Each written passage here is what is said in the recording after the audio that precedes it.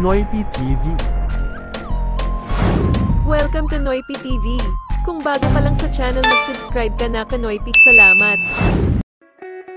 Alamin natin kung sino-sino ang mga nakarelasyon ni Vong Navarro.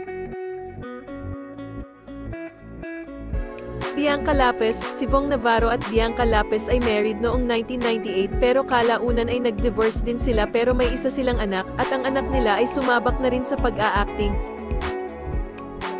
Si Vong ay may isa pang anak sa isang non-showbiz girlfriend pero wala na tayong source dyan.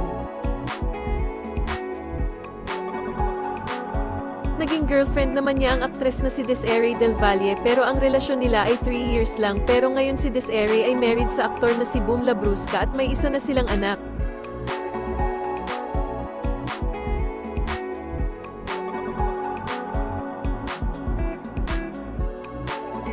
Tanya Bautista. Si Tanya Bautista ay isang screenwriter at creative manager ng Kapamilya Network. Ika nga, sa haba-haba ng prosesyon ay simbahan din ang tuloy. Ang kanilang relationship ay naging private at ayun na nga ikinasal sila sa Kyoto, Japan.